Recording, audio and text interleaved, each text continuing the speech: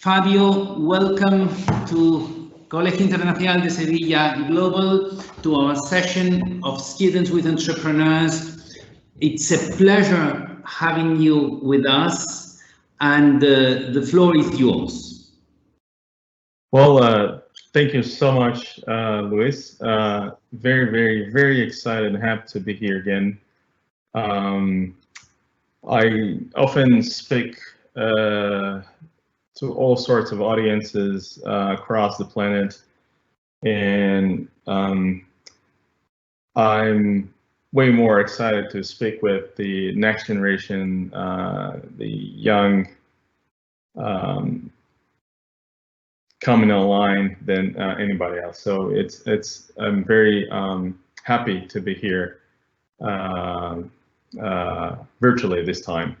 So I'm going to share my screen. Luis, help me. Okay, I get to see everyone now. Now we're talking. Fantastic. Okay, here we go.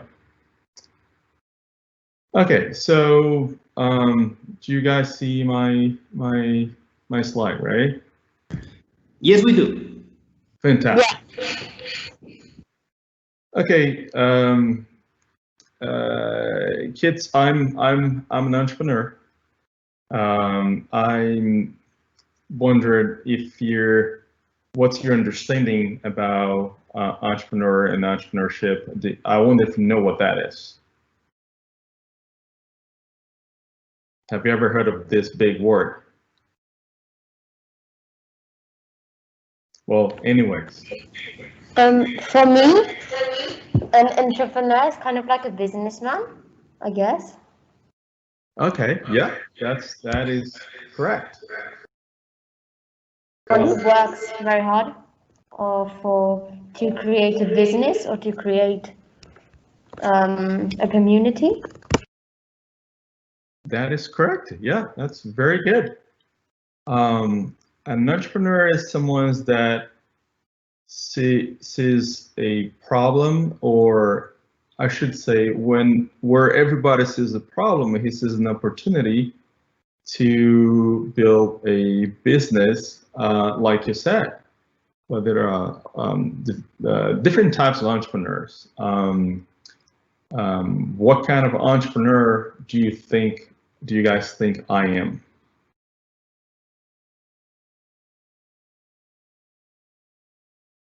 Any ideas? It's me again. I think as we investigated before a bit about you, and you are very interesting, by the way. I think you are like a business, and like a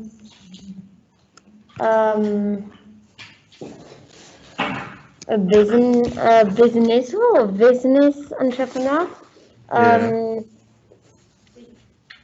or company entrepreneur. Yeah. I'm not sure if that exists, but. Okay. Let me tell you what kind of entrepreneur I am. I am a space entrepreneur, and what I do is I use technologies, I requalify technologies that were originally designed to help us explore space, but back on Earth. So there are a lot of very powerful technologies being developed to help us go to the moon, go to Mars, and I'm using these technologies actually here on Earth. So I'm a space entrepreneur, and I'm using these technologies specifically to build what I call a human-machine team to feed humanity.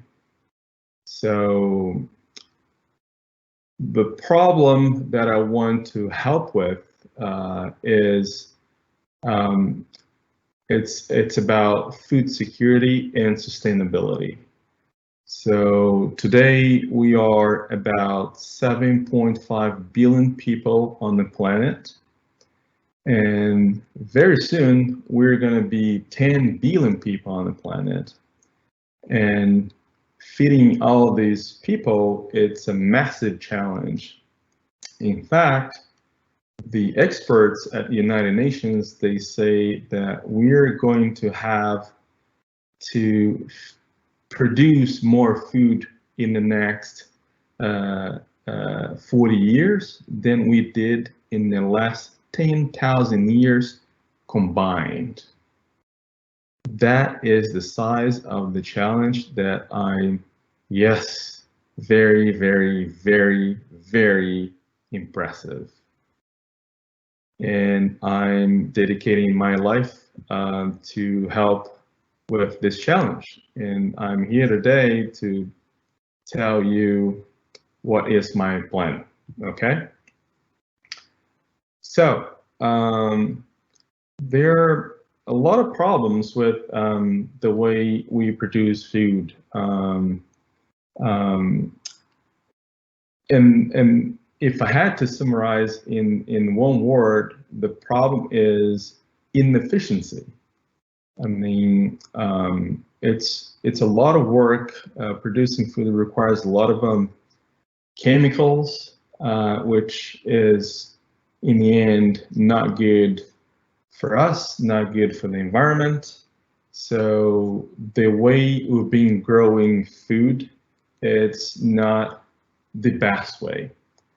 The good news is that we now have technologies that can help us change that and change for the best. And here's what I think, what I call disruptive agriculture. So a disruptive agriculture for us needs to address 4 specific points. The first point is something that we call plant phenotyping.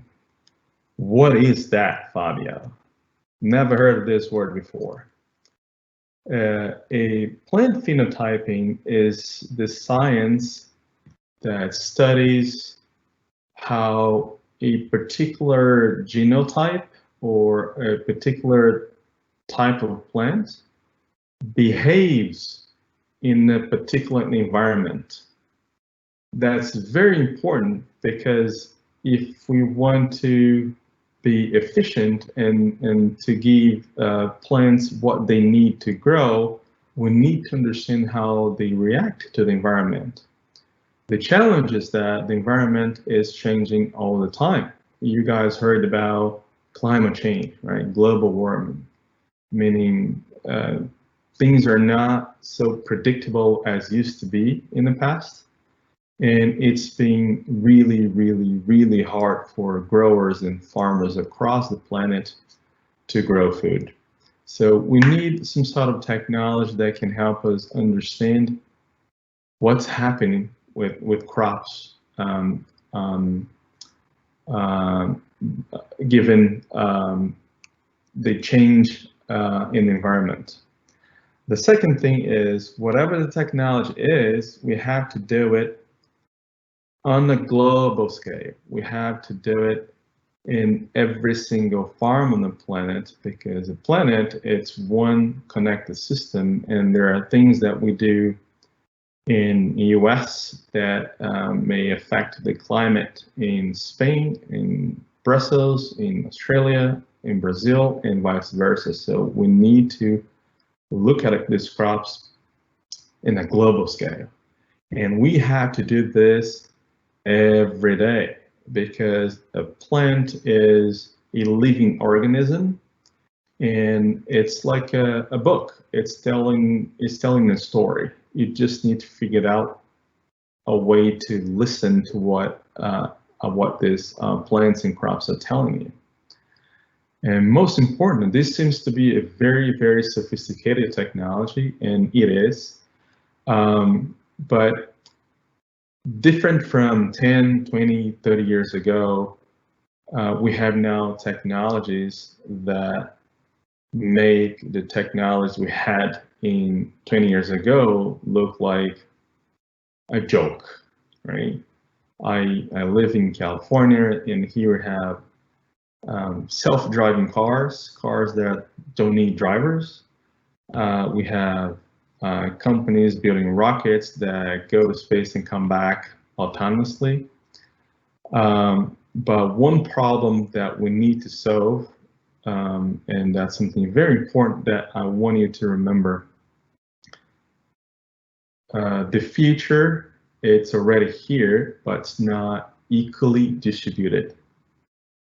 What that means is that we have to work to build this new technology that can improve everybody's life, but we have to democratize it. We have to make everyone to have access to it. So the fourth point of disruptive agriculture for us is a lower cost of access. It cannot cost $1 million to do points 1, 2, 3. So it's very important that whatever we built, we have to build it to everyone. There are about 600 million farms in the world, and these are the farmers that are going to feed 10 billion people. This is where we come in, and I'm gonna now tell you about what I do. And I'm gonna need you to pay attention, because this may be a little bit complex. So our company is building an entire space program for agriculture. There are a lot of different pieces of technologies that are being in development, and the baseline technology, the core technology, it's something that we call hyperspectral imaging, which is a pretty big name that doesn't mean much, I'm guessing. So what does that do? So essentially, in order to understand what's happening with a plant without destroying the plant, without doing chemical analysis in the lab, we have to figure out a way to understand and measure what's happening with the plant. Like when we're sick, we go to the hospital and the doctor measures our temperature. Sometimes we have to do a CAT scan. I don't know what to call that in Spanish, but this massive machine where you have to stay inside and the machine kind of sees inside of you. We figured out a way to do something similar with plants, and it's called hyperspectral imaging. And essentially the way it works is it's pure physics. So what happens is that light interacts with matter, interacts with things, right?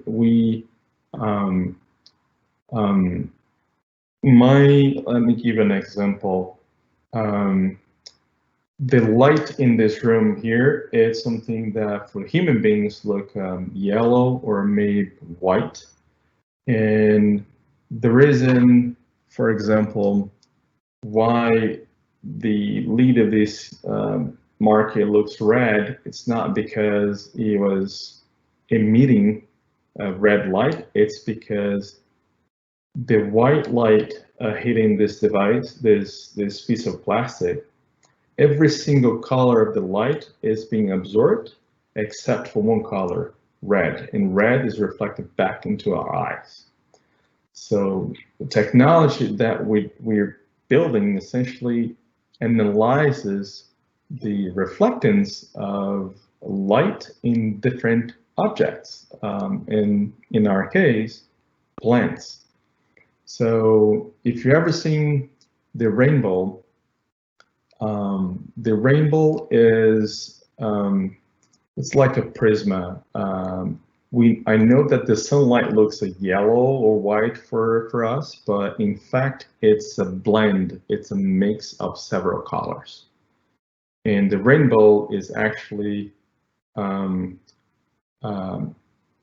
phenomena where the rain and the water particles in the air, it splits, it separates these colors, and that's why we get to see the different colors: violet, blue, red, green, and so on, all the way up to infrared. Infrared, it's a color that we humans can see, but it's the same color that you would see on the remote control of your TV. Now, here's a video that will give you an idea what happens when light meets different objects or different molecules or different materials. Let me play this for you.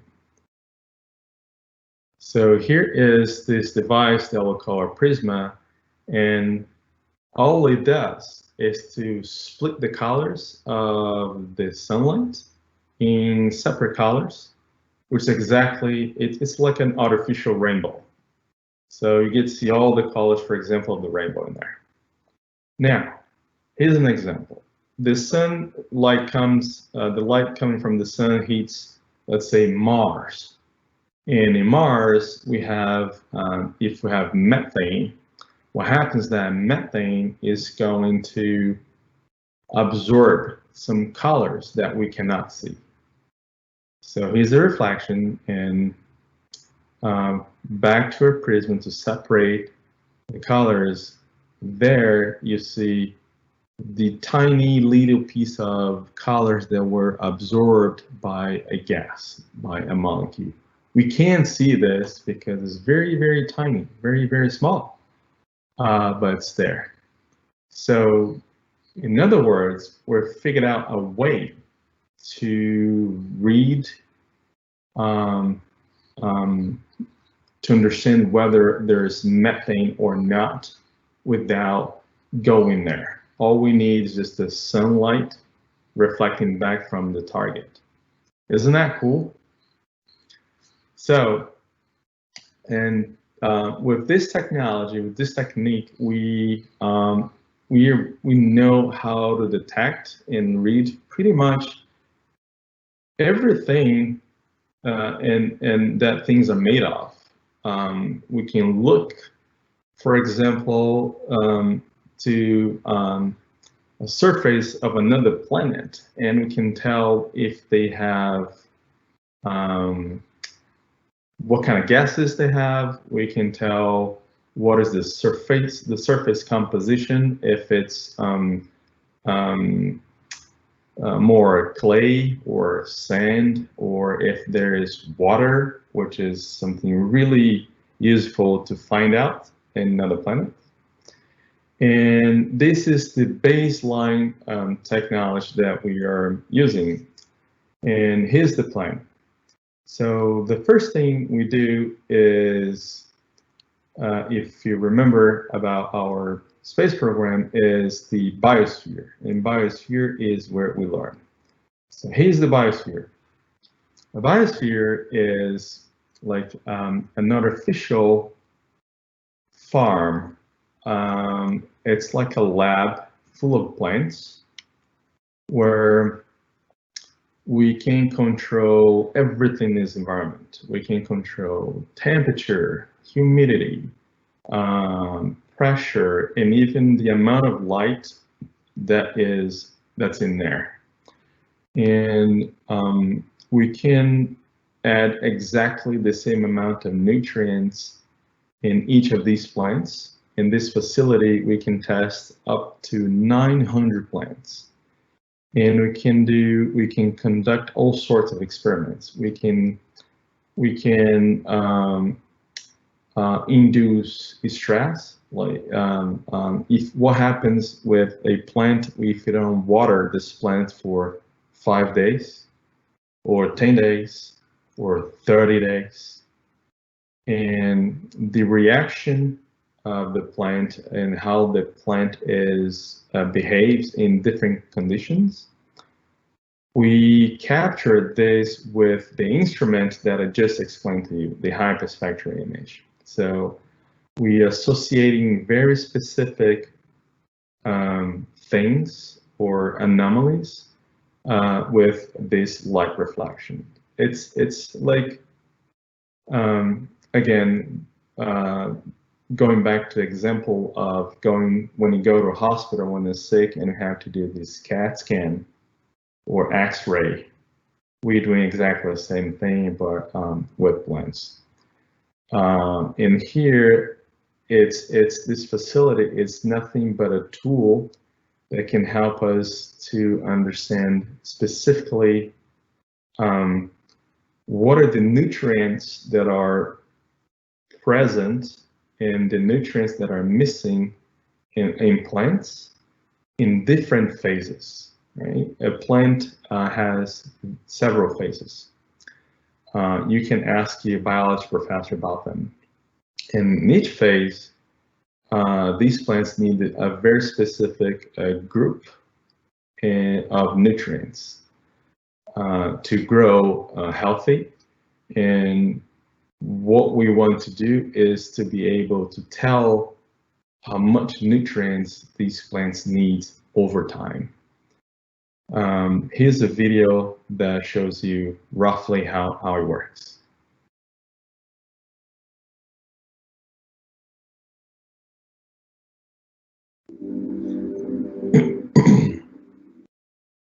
Farm is a very complex environment with thousands of different variables playing either in favor or against the crop potential. What we have here is a fully automated greenhouse where we can control every single one of these variables and replicate all sorts of conditions. We can simulate stresses, we can induce diseases, we can even verify how fast the plant absorbs a particular nutrient in 1,000 different climate conditions. The key of our work is that we conduct all these experiments, observing it with the very same instrument that's going to fly in space. In other words, we're turning the knowledge of growers and researchers into algorithms that's going to equip the constellation of satellites so we can place an agricultural engineer in every inch of a crop on a daily basis. There you go.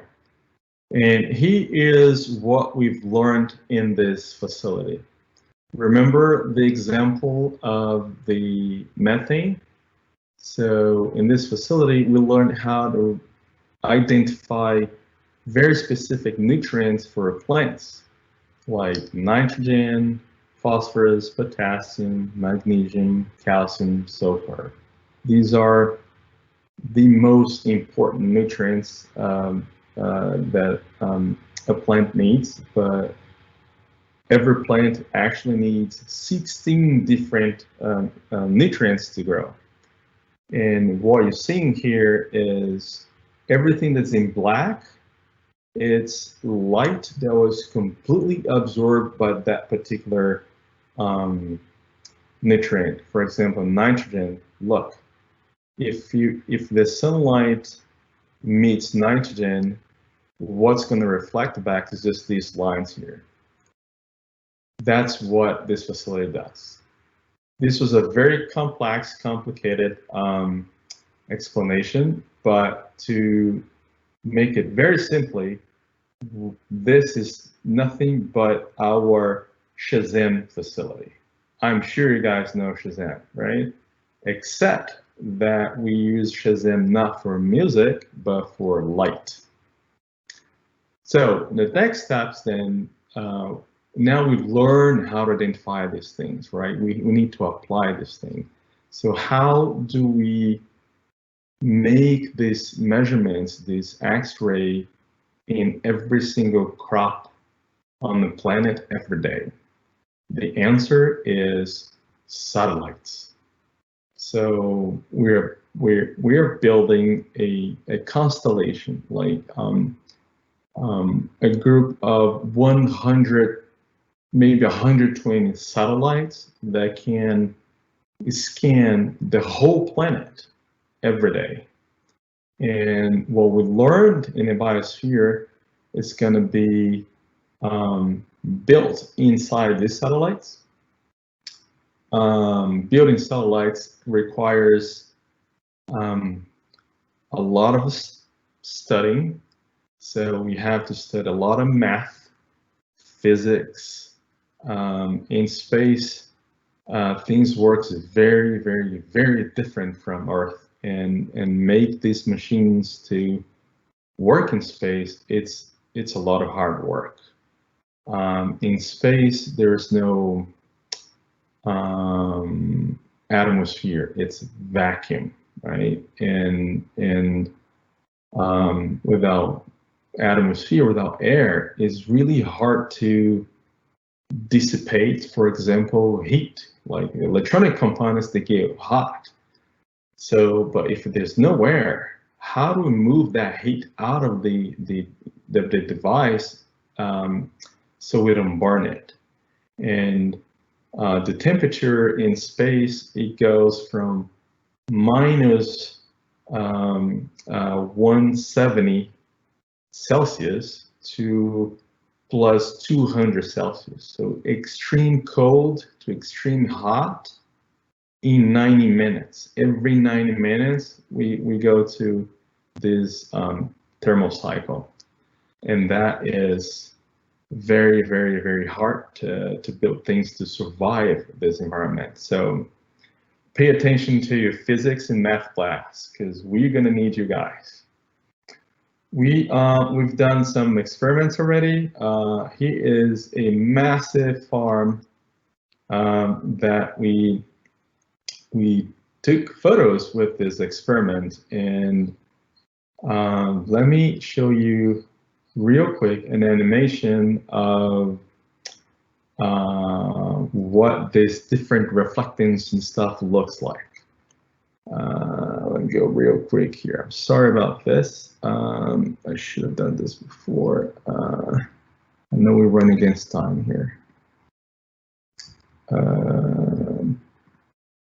Oh, actually. So here we go.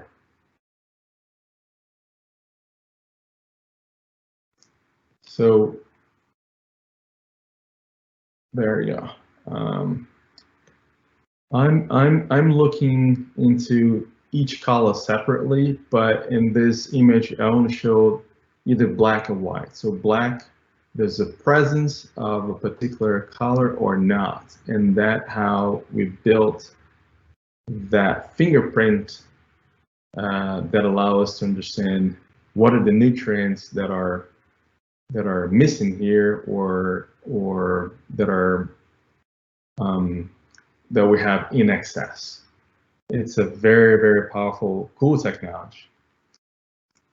Now back to next step. So we build the biosphere where we learn, we build the satellites, and next step is we need to distribute this information, right? We need to inform growers about these technologies. And here comes another component that we call Symbios. Symbios is this software, computer program that connects everything. The data that comes from our satellites in space with weather forecast, like is it gonna rain? What's the temperature? What's the how much sunlight are we getting? And that is another very, very complicated problem to solve, and this is how we do it. When you think about growing food or crops, there are a lot of different things that influences how that plant's going to grow. A lot of things, and we like to compare a farm or a crop with a chess game, right? You have a few components, but the different combinations of these components, of these variables, can create millions, billions, trillions, or quadrillions of different combinations. Here's an example. So in a chess game, for those of you who play chess, the very first 4 moves that you can make on the chess table, you have a total of possible 318 billion combinations. The 10 first movements, about, I think this is 170 octillions of possible combinations. This is a massive problem that it's really nearly impossible for humans to understand and to conceive how to deal with all this. And that's where we need artificial intelligence. That's the new tool, right? And the difference, though, from a farm and a chess game is that in the chess game, the rules of the game is established, is defined, it doesn't change. In the farm, the rules of the farm changes every day, every single hour. It changes all the time. So we have to figure out a way to compute, to process all these changes in real time, so we can tell farmers what to do, what not to do, because we need we have 2 challenges in our hands. We have, first, to increase our productivity, but at the same time, we have to reduce the impact of agriculture in the environment. So this is, in a nutshell, what I do, what I'm passionate about. To do what I do, I have to study physics, chemistry, biology, math, computer science, artificial intelligence, mechanical engineering, electrical engineering, and it's fun.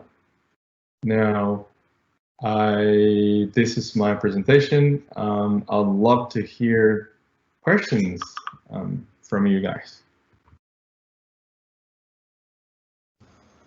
Thank you so much, Fabio. It is absolutely impressive what you are doing. And I would like to invite our students to pose their questions, to ask you what they think they need to know about it. I see a lot of hands raised. Can you raise your hands through Teams, please?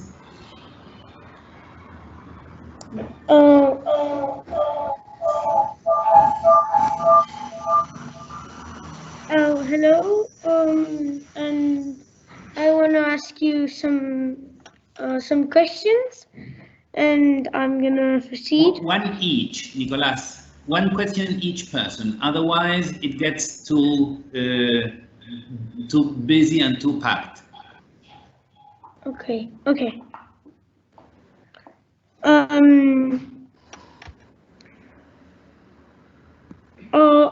Okay.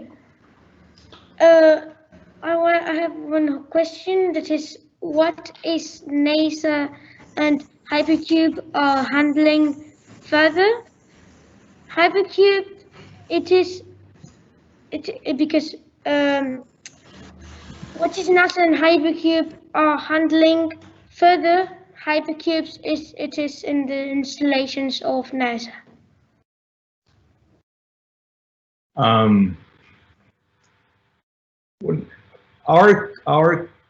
Nicolas, mucho gusto, Nicolas. Our company was born inside NASA, and NASA, it's a massive, big agency where they're developing thousands of different projects at the same time, with even with equal or even more complex requirements. but NASA does something really, really cool, which is whatever they do, whatever they find out, they tell other engineers that is interested in that technology to use here on Earth.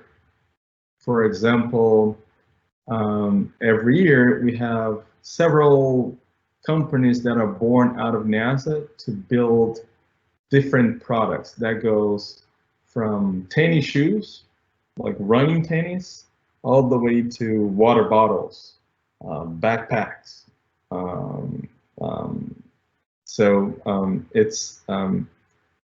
There is a lot of collaboration.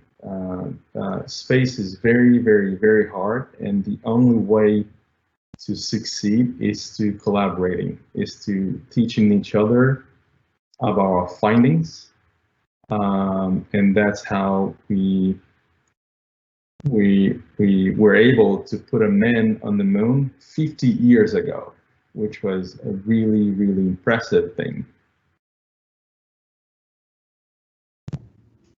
Thank you, Fabio. Next question. Thank you, and good afternoon. Good afternoon. Good afternoon. I am going to ask you that if you wouldn't be the boss of Hypercube, what you will be?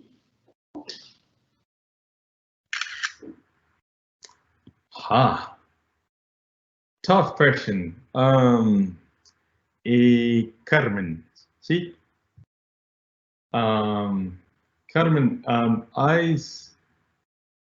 I spent a really long time trying to understand what I would like to, what I to do. Sorry, picking up. What I would like to do. So good afternoon, everyone. Sorry for the delay. We had some technical problems, and now we have our engineer Fabio Teixeira.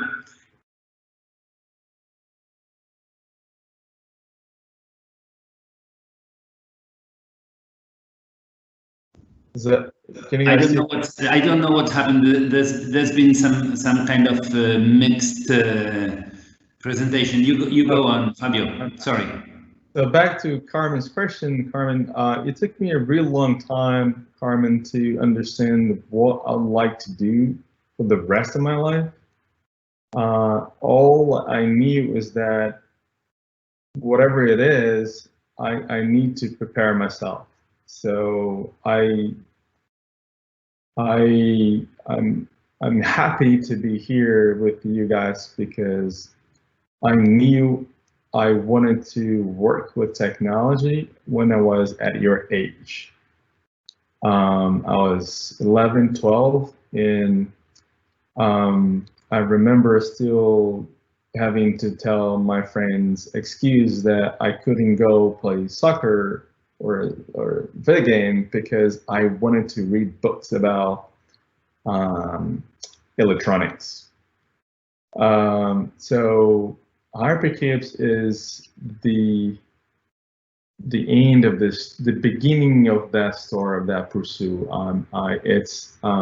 It's something that I truly want to put my heart, mind, and soul into, because to me, helping other people and help us to evolve is the ultimate satisfaction to me. I think a life that we live to serve others is the best life that we can live. Other than this, if I could be an astronaut, yeah, I would be an astronaut. Thank you.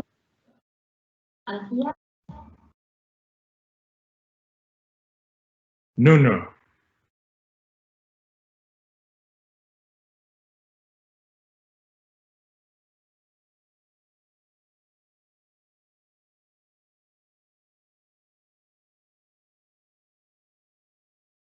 Who's next? I think they are joining the mic in order to avoid the echo. Feedback, yeah. Hello. Good afternoon. I hope everything is going well. My question is, what was your inspiration to start a job as important as this? Oh, my inspiration, Nuno, was. I'm Sophia. I'm sorry, it was Sophia. Apologies.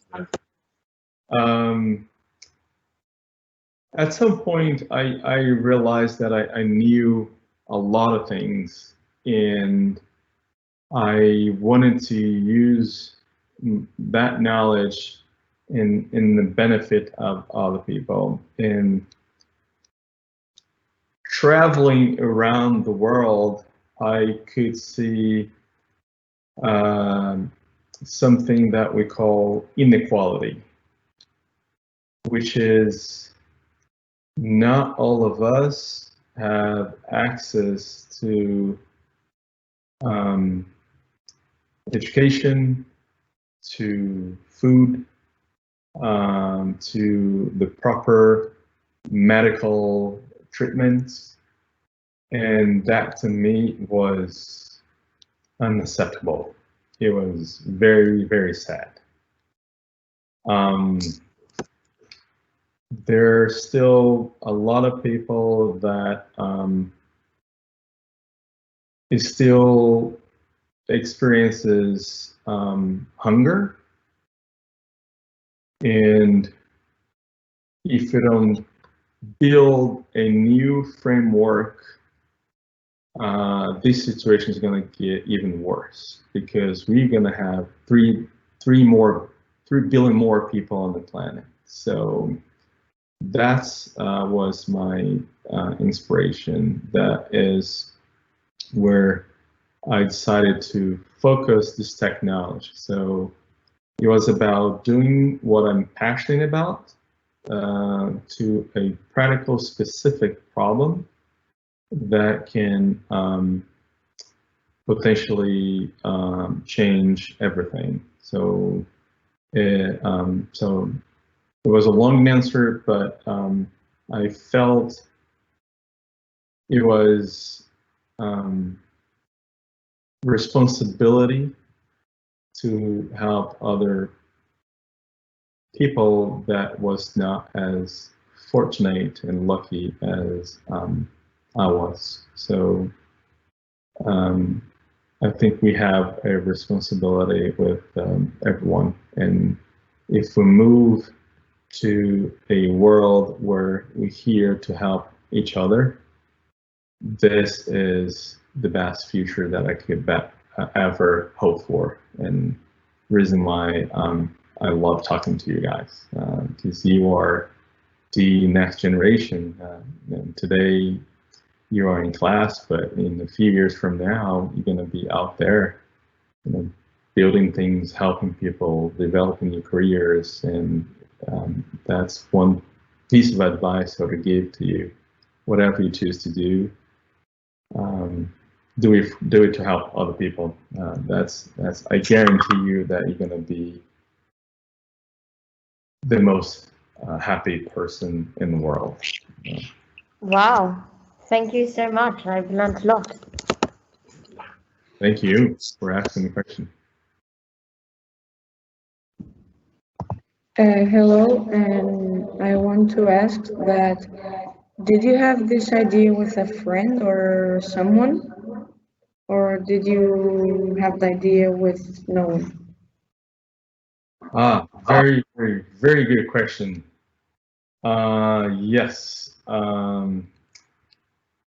I had this idea with other friends, very special friends, and in a very special place, and that's where I met my very good friend Louise. Where this is a place where very special people from all over the world come in to get together and discuss what are the most important problems that we need to work on, and work on it and brainstorm and get together and see what are the technologies, what's out there that can improve or solve this problem. So yes, I had help from a lot of very special people, which leads to my next comment, which is it's very, very important that you choose your friends properly, correctly, because it's not, in the end, it's not about talent, it's about how bad do you want something, and the right individuals are the ones that can make it happen. And they say here, I don't know if this is gonna be clear, but you are an average of the 5 people that you spend most time with. So choose these people very wisely. Be with people that brings you up and not brings you down, because misery loves company, and you don't want that. You want people that can help you achieve everything that you can be as a human, as a person, as a profession, as a boyfriend, as a girlfriend, as a brother, as a sister, and so on. So thanks for the question. Okay, thank you. Good afternoon. Well, actually, good morning there. And that I just wanted to know that where do you guys get the funding from? I just wanted to know. Okay. These kids are very well prepared, Luis. Good question. They are very good students, Fabio. I know. I've been there, and I can't wait to come back. The funding looks that's there. It comes from what we call venture capital, essentially investors, people that believes in you, people that understand what we're doing and decides to contribute with the mission, with investment, right? So every project requires money, requires the technical skills, it requires the marketing skills, the sales skills, and investment is one of them. And so the money comes from venture capital. It's investors, professional investors. And we often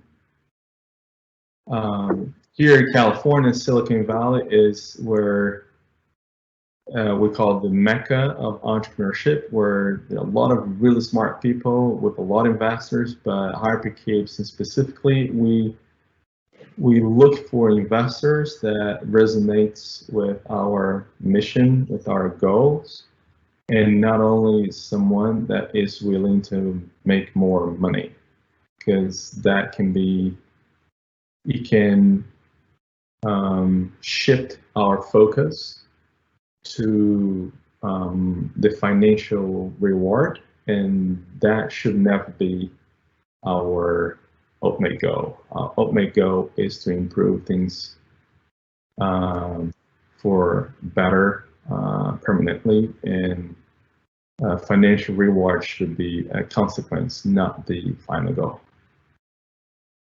Thank you very much. Of course.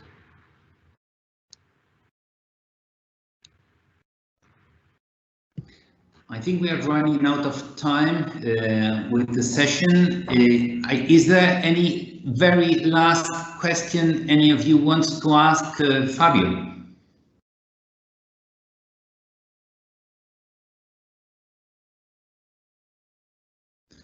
All right, I think then we can all thank very, very much Fabio. He's got up extremely early today down there in California, almost the other side of the world. Fabio Teixeira, Hypercubes, thank you very much for sharing with us your experience, your passion, what you do, what you wish, what you aspire to. You are a great example, and we thank you very, very, very much for your time and your generous commitment to our students and to all our audience. Thank you very much, and let's have a round of applause for Fabio.